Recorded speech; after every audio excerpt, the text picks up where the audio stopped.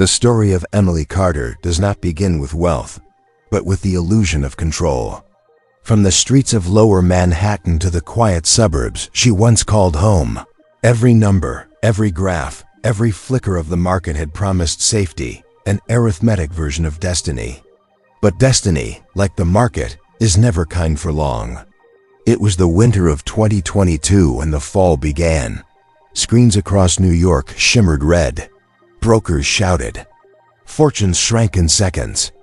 Some called it correction, others catastrophe. For Emily, it was simply collapse. She sat before 6 glowing monitors in a corner apartment that overlooked the Hudson River, watching the green of her accounts fade into a single cruel color loss. Outside, snow drifted past the glass, but inside the air was hot with panic. For months, she had doubled down on a rising tech fund that promised impossible returns. Friends called her brilliant, daring, the woman who never missed a call. And when her mother's estate transferred its final installment, $3.7 million, she invested it the same way. She had invested everything else, entirely, recklessly, certain that genius could outpace gravity. The crash took 12 minutes. By the time the exchange bell rang, the fortune was gone, burned away not by greed, but by faith misplaced.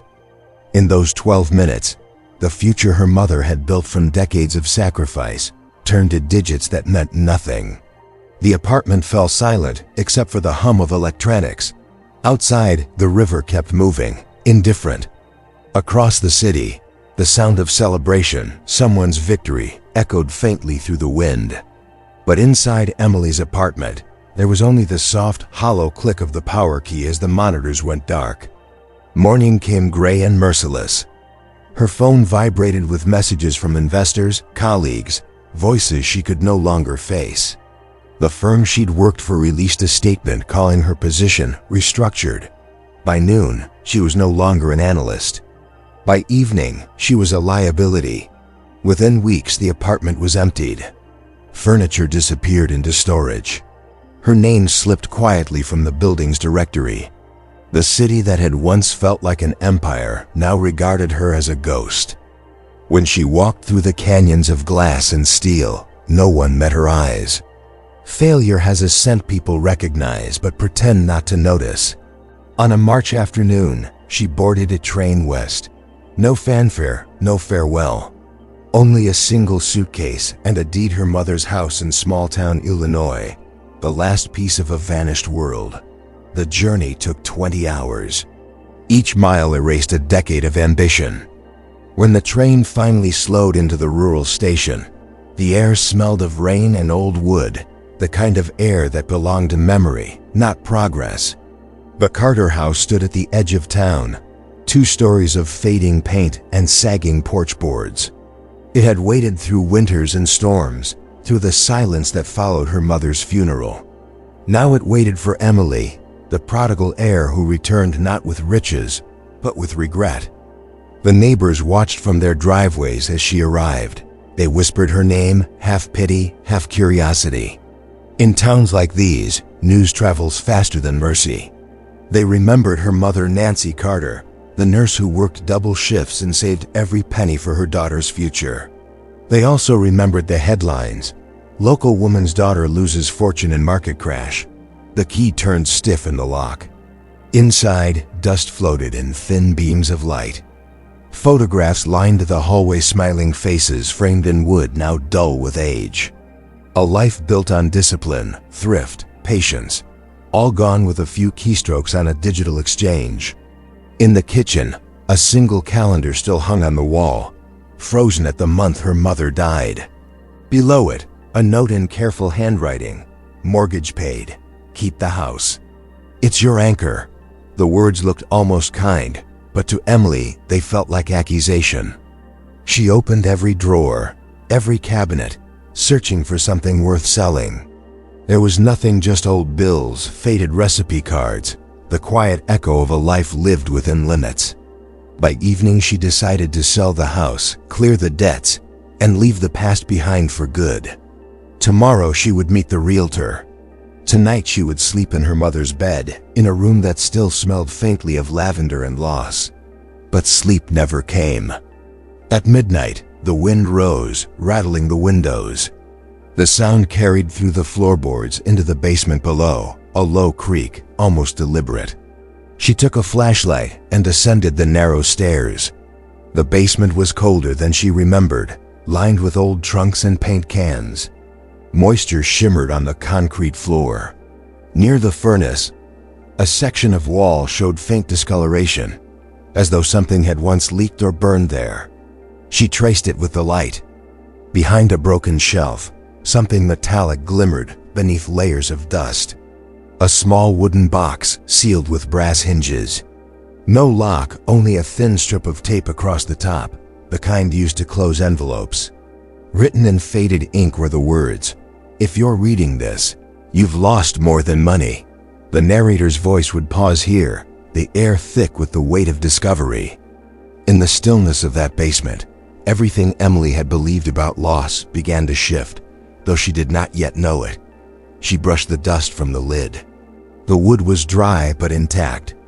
Inside waited the truth her mother had hidden, patient as the house itself. Morning arrived behind a curtain of rain. The town was still asleep, streets washed clean, the air smelling of iron and wet leaves. Inside the Carter house, the light struggled to enter, bending through clouded windows until it landed on the box sitting in the middle of the kitchen table. Dust clung to its corners. The brass hinges caught what little brightness there was, flashing once like a pulse. Emily Carter did not touch it again until the clock struck 9. The realtor would not arrive for 2 hours, and there was nothing left to pack. The silence inside the house felt deliberate, as if every wall waited for her to decide whether to open the past or to sell it. When she finally lifted the lid, the sound was small wood rubbing against metal, the whisper of air long trapped. Inside were 3 things: a ledger wrapped in brown paper, a stack of envelopes bound by a rubber band, and a thin folder labeled "Trust Private." The smell of old paper drifted upward, dry and faintly chemical, like the breath of a forgotten office. Rain tapped against the glass as she laid everything out in careful rows, the way she once arranged financial reports on the trading floor. The ledger was first. Its pages were thick, ruled in blue ink, each line a date, an amount, a name. At the top, written in her mother's measured script, was a single phrase: "Settlement deposits, confidential." The earliest entry dated back to 1996, long before Nancy Carter's supposed savings account had ever existed. The deposits were large, steady, and precise. 40,000 one week, 60 the next, sometimes more. Each payment originated from the same source, a corporate entity she did not recognize, Fidelity Mining and Resources LLC. The narrator's voice would note the symmetry. The same letters that spelled Fidelity Faith, now attached to betrayal. Numbers once again defined Emily's life, but they belonged to someone else's arithmetic. By noon the rain stopped. The realtor's car appeared at the end of the gravel drive, lingered for a moment, then turned away when no one came to greet it. Inside the kitchen, the hours passed uncounted. The light shifted from gray to gold, and finally to the flat amber of late afternoon. The air smelled of dust warmed by memory. From the second envelope spilled bank statements. Each was stamped "closed account" in red ink, but one detail repeated: a routing number connected to a trust fund opened 20 years earlier in Emily's name, years before she was legally an adult. The signature authorizing it belonged to her mother, yet the notary seal beside it bore another name: Robert Carter. Her father's signature, dated 2 years after his recorded death. The story paused there, the camera of narration drawing close to the paper until the ink seemed to bleed across the page. Outside, wind bent the trees until they scraped the side of the house. The sound mingled with the memory of distant trading floors, of phones ringing, of fortunes rising and falling. But here, far from the market's chaos, another economy revealed itself, one measured in secrecy and guilt. The folder labeled "Trust Private" held the most fragile evidence. It was filled with copies of correspondence between Nancy Carter and a law firm based in Chicago. Typed letters, polite and professional, referenced an agreement for silence and final installment upon delivery of documentation. At the bottom of each, in a careful hand, was a line reading, "Please destroy after review. Nancy never did." Tucked behind the final letter was a cashier's check dated 10 months before her death made out to Emily Carter, never deposited.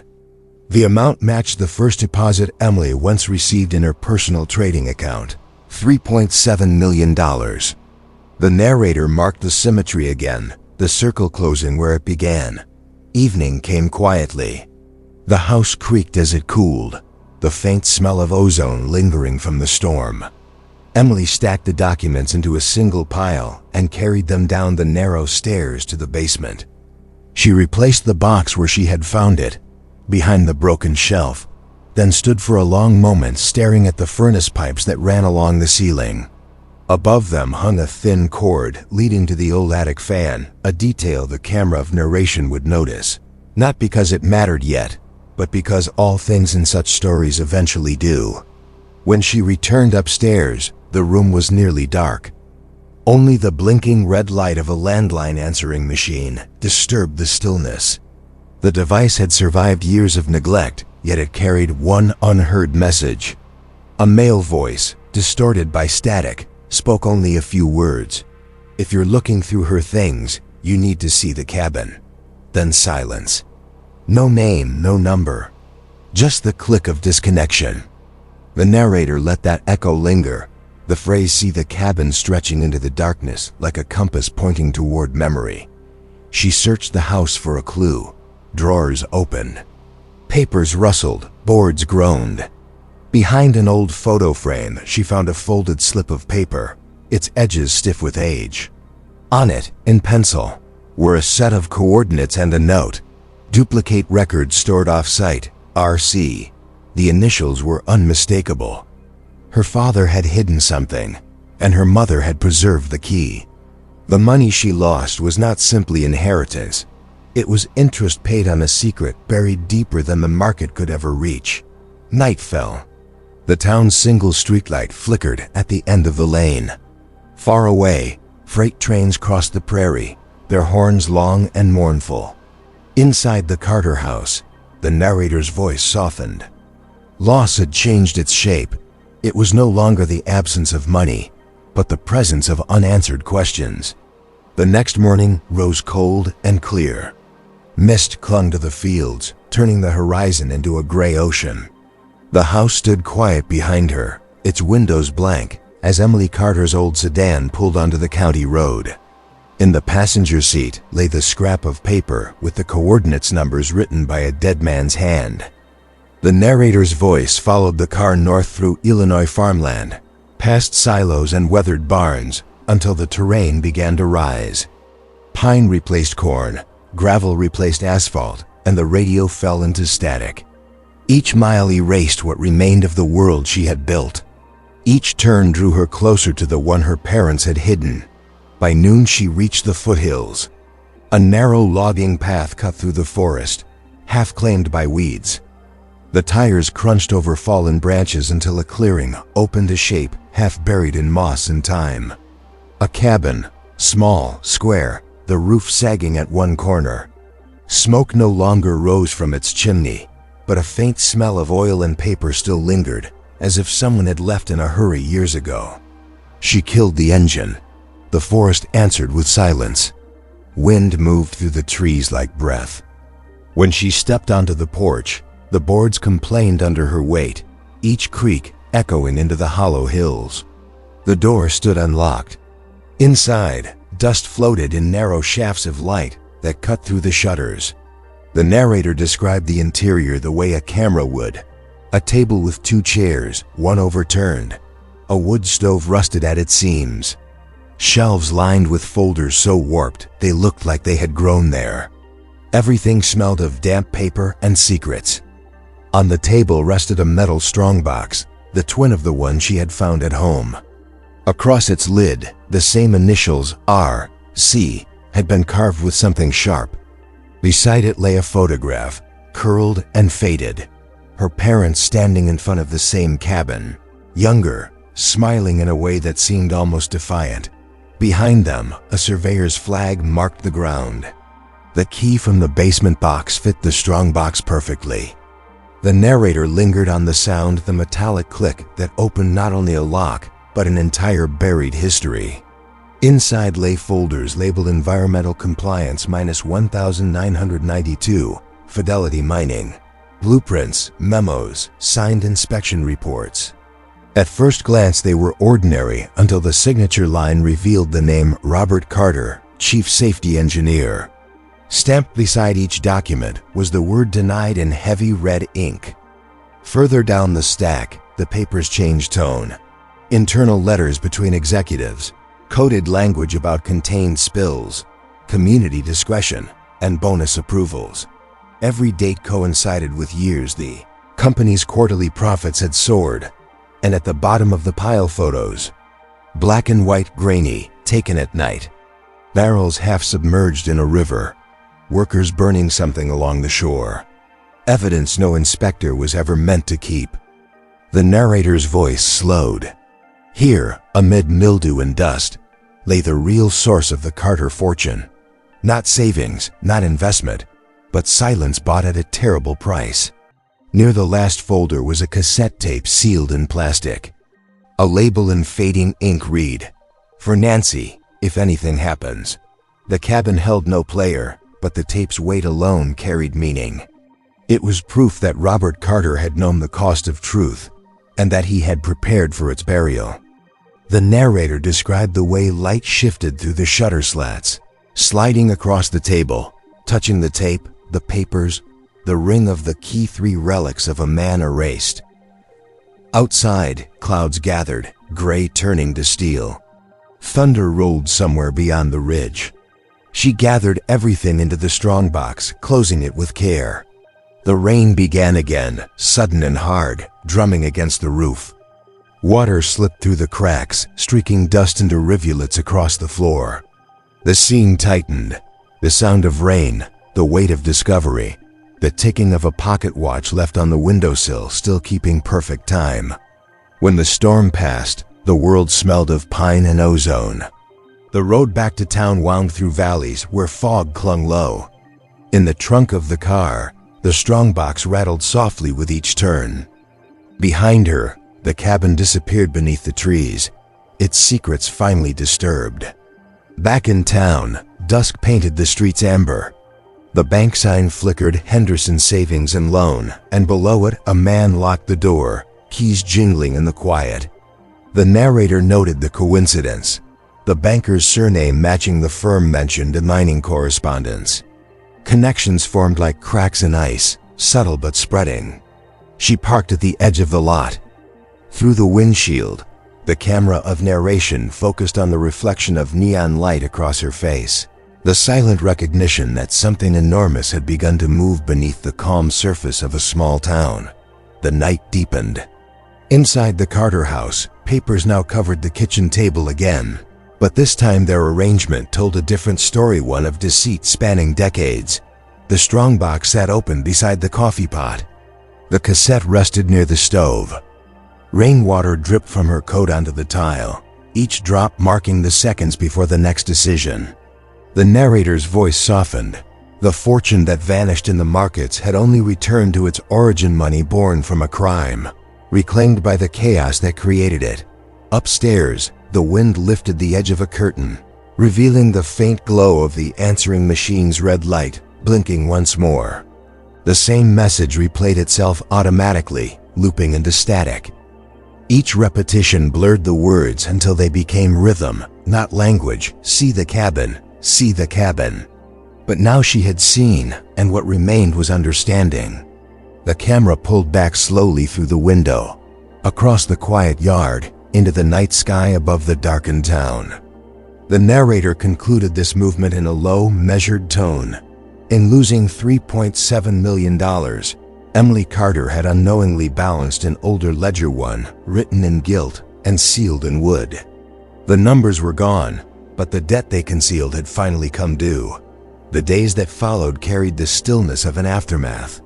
In the Carter house, the air itself seemed to hesitate, thick with the smell of rain and paper. The box remained open on the kitchen table, its contents spreading wider with each hour, documents now dry, arranged in careful lines like evidence in a private courtroom. The light from the single overhead bulb turned everything yellow, artificial, uncertain. Outside, the town went about its routines, trucks delivering feed, the postman moving door to door, the world unknowing that beneath one quiet roof, a ledger of secrets was being read into memory. The narrator's voice described the house as if it had become an archive, each room a different layer of the past. Upstairs, the bedroom of a nurse who once lived by honesty. Downstairs, the ruins of an empire built on deceit. And in between, the daughter who carried both legacies without realizing it. At noon, sunlight finally returned. It fell across the documents, revealing details invisible the night before. Embossed letterheads, watermarks, initials faintly etched into margins. Near the bottom of one folder, the narrator's eye found a line of text stamped in blue ink, filed under non-disclosure agreement. #1107 A Henderson and Miles LLP. The name Miles had appeared before in the mining memos, in the correspondence that discussed discretion bonuses. Now it stood paired with another Henderson. The same surname glowing on the sign above the town's only bank. Coincidence had turned to connection. The web that stretched from corporate boardrooms to this quiet valley was now complete.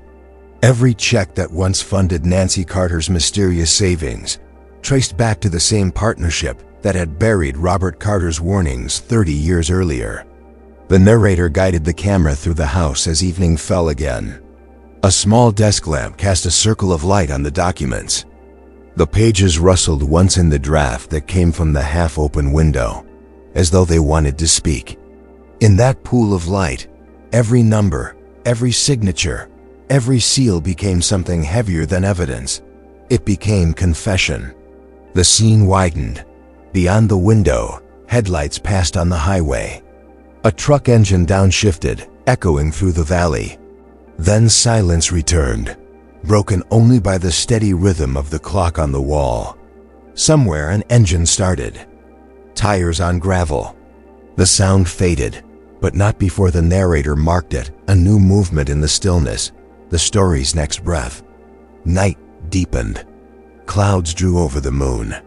Inside, the red light of the answering machine blinked once more.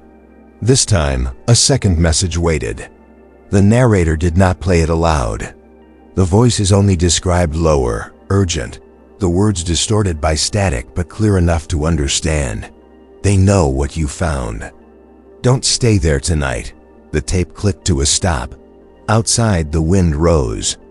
The camera of narration moved to the front window, catching the shape headlights again, this time not passing but idling near the end of the driveway. For a moment, the house and the car watched each other through the veil of rain. Then the lights went dark. The narrator lingered on the silence that followed. Even without words, the message was unmistakable. Discovery had become danger. Morning arrived pale and cold. The car was gone, leaving only tire marks pressed into the mud. In the yard, the mailbox hung open, its flag raised though no mail had been delivered. Inside, a plain envelope waited, unmarked, sealed. When opened, it contained a single photocopy, one of the mining reports from the strongbox, stamped confidential. At the bottom, written in pen, were 5 words: "You don't know who to trust." The narrator's tone shifted, measured, deliberate, a voice tightening around inevitability. The story had widened beyond family and inheritance. It now belonged to something systemic, something that reached from small-town banks to national corporations, tied together by the same names, the same silence. The past had not simply been hidden. It had been protected. That afternoon, the narrator followed Emily's car once more, tracing the road to the outskirts of town. The Henderson Bank building stood at the center of a small commercial strip, its facade too new for such a quiet place. Glass doors, security cameras, the hum of climate control. Inside, rows of safety deposit boxes lined a windowless wall. The camera of narration lingered on one in particular, Box 47A. Its keyhole matched the small brass key Emily had found taped beneath the cassette in the strongbox. The lock turned with resistance, the sound sharp in the still air. Inside the box lay a single manila folder. No name, no title, just an embossed emblem identical to the one on the mining documents. When the folder was lifted, a business card slid free and fell to the floor. The camera panned down slowly. The card read, Miles Grant, CEO, Fidelity Mining and Resources. In partnership with Henderson and Miles LLP. The narrator's voice, calm but cold, explained what the image already implied. The man who had paid for Nancy Carter's silence still held influence over the bank that guarded her daughter's ruin. Outside, the sun dropped behind the hills, throwing long shadows across the parking lot. As the door closed, a reflection in the glass caught a figure watching from a car across the street, unmoving, expressionless. The scene held just long enough for recognition to flicker before cutting away. Back at the house, dusk thickened into night. The air felt heavier, charged with the static of approaching truth. On the table, the papers were gone packed, sealed inside the strongbox once again. Beside it sat the cassette, still unplayed. The narrator's voice grew low, almost whispering, "Every secret has a frequency. It waits, steady and patient, until someone finally listens." The camera lingered on the cassette, the label for Nancy, if anything happens, catching the faint glint of lamplight. A single finger pressed the play button. The reels turned once, twice, then caught. Static filled the air, rising like wind through a canyon. A man's voice emerged, familiar yet distant, shaped by time and tape hiss. "If you're hearing this, they got to me first. Keep the evidence. Don't trust the lawyers. The money, they'll use it to keep you quiet. It's not clean. Don't let them build on our silence." The voice faltered, resumed, softer now. "Nancy, if they ever come for Emily, tell her the truth. Tell her I tried." The tape clicked off. The sound lingered, echoing against the walls. The narrator described the stillness that followed, not relief, not grief, but realization. Everything the fortune had bought now carried the cost of a life lost.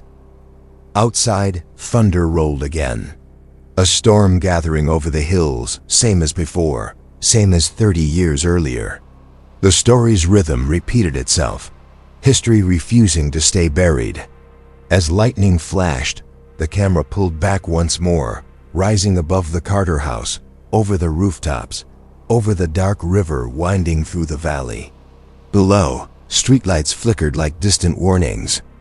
And over it all, the narrator's closing line for this block. The market had taken $3.7 million from Emily Carter, but the truth had taken everything else. What came next would decide which loss mattered more. Dawn rose clear after the storm, the sky rinsed of color. The Carter house sat in stillness, the world outside unaware that history had changed hands during the night. Inside, the table was empty. The strongbox and cassette were gone. Only a faint ring on the wood marked where they had rested, a halo of dust left behind by truth. The narrator's voice settled low and measured. Every lie ends where someone decides to stand still long enough to face it. Emily Carter had driven through the night, the strongbox on the passenger seat, its weight more moral than physical. By sunrise she reached Chicago, where glass towers mirrored the first light of morning. Somewhere behind one of those mirrored walls, the names Miles Grant and Henderson still controlled the remnants of Fidelity Mining and Resources. And inside that same skyline waited the offices of every newspaper her mother had once been too afraid to call. In the lobby of the Tribune building, morning light spilled across polished marble. Security cameras blinked. A clerk accepted the heavy package marked "Evidence Audio Included" and slid it into a courier bin. Signatures were exchanged, meaningless but ceremonial. The box disappeared behind glass doors. Its journey from secrecy to sunlight had begun. The narrator described the hours that followed not as motion but as stillness, coffee cooling on desks, phones ring in newsrooms, journalists scanning documents that would undo decades of silence. By evening, the first calls reached the valley. Headlines appeared before night fully fell. Whistleblower's family exposes mining cover-up. Local bank implicated in environmental fraud scheme. New evidence suggests engineer's death was not accidental. Words moved faster than wind. They crossed states, entered living rooms, spread through screens. The empire that had buried one man's voice collapsed under the echo of his daughter's quiet persistence. At the Henderson Bank, doors locked early. At Fidelity Mining's headquarters, executives canceled flights and lawyers refused comment. And in the small Illinois town that had once pitied Nancy Carter's modest life, people gathered outside the post office to read the printed story taped to the window. Rain from the previous night still clung to the glass, distorting the lines of text like tears. The narrator turned the camera back to the Carter house. Windows open now, curtains moving in the breeze. Inside, the rooms looked lighter, as if years of weight had lifted from their walls. On the kitchen table sat a single object, a new envelope addressed to the State Environmental Commission. Inside it, a letter of cooperation and the remaining documents, signed this time in Emily Carter's own hand. Below her signature, one line written in pen: "This record belongs to everyone it hurt." Weeks passed. Reporters came and went. The government reopened the investigation. Communities downstream filed claims. The name Carter, once whispered with pity, became a symbol of courage.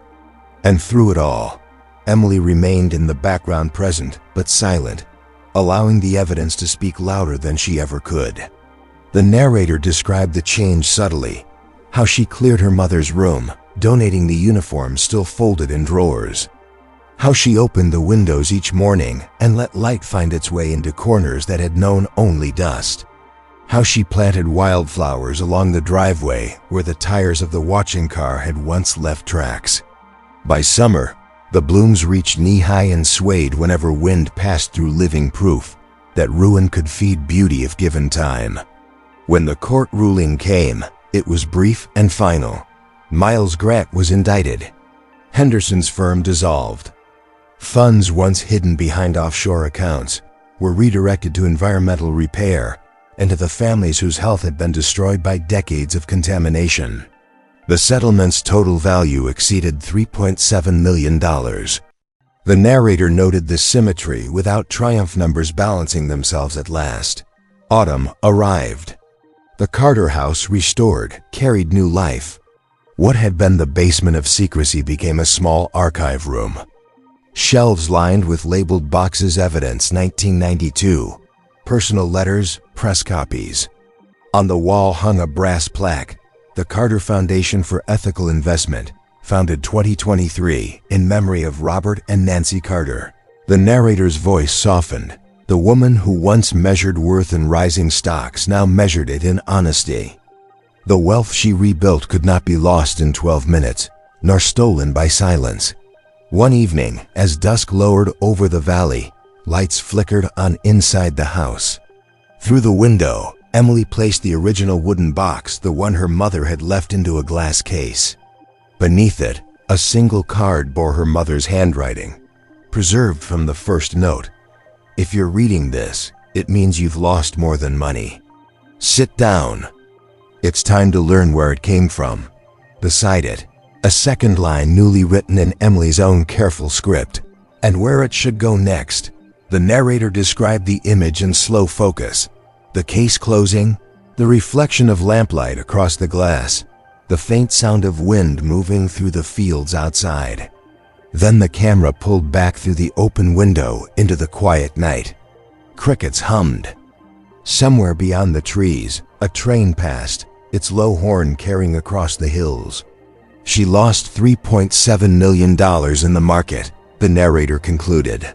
But what she found beneath her mother's house was worth more than every fortune she would ever make again: truth, reclaimed from the dark, and the courage to spend it wisely. The lights inside the Carter home dimmed. one by one, until only the small glow from the archive room remained. It flickered softly through the glass like a candle left for those still searching their own basements for what was lost.